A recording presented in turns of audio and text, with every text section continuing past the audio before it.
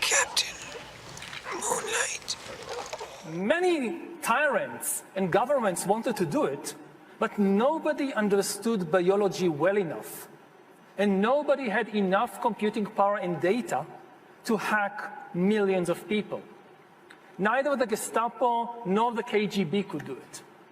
But soon, at least some corporations and governments will be able to systematically hack all the people. We humans should get used to the idea that we are no longer mysterious souls. We are now hackable animals. Data might enable human elites to do something even more radical than just build digital dictatorships. By hacking organisms, elites may gain the power to re-engineer the future of life itself. Because once you can hack something, you can usually also engineer it. In hacking and engineering life, this will be not just the greatest revolution in the history of humanity. This will be the greatest revolution in biology since the very beginning of life 4 billion years ago. For 4 billion years, nothing fundamental changed in the basic rules of the game of life. All of life, for 4 billion years, dinosaurs, amoebas, tomatoes, humans, all of life was subject to the laws of natural selection and to the laws of organic biochemistry. But this is now about to change. Science is replacing evolution by natural selection with evolution by intelligent design.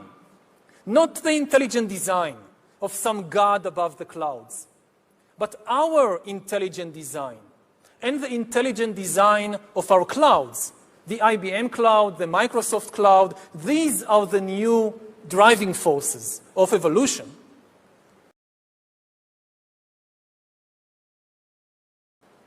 So after 4 billion years of organic life shaped by natural selection, we are entering the era of inorganic life shaped by intelligent design.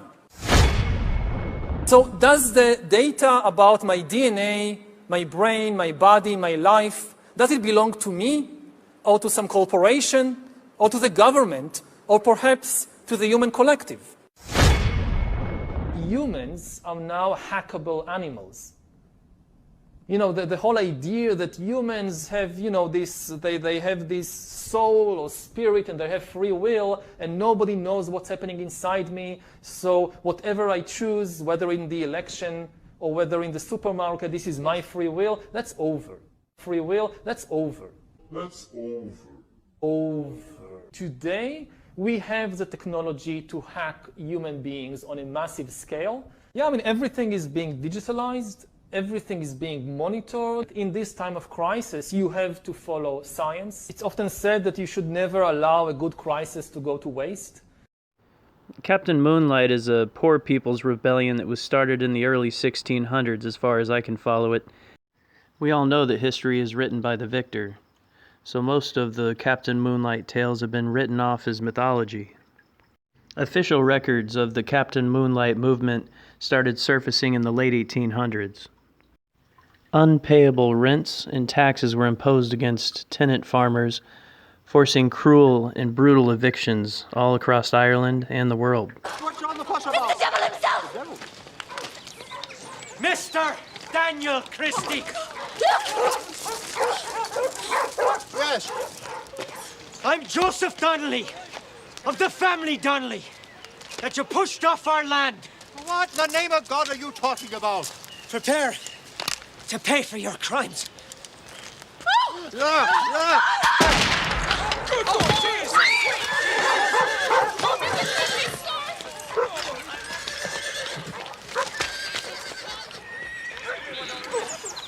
Captain MoonLight. Once upon a moonlit night, a lone prospector walked out of sight along the track. Along the track, he never came. Captain Moonlight, Moonlight was his name. Captain Moonlight, Moonlight was his name.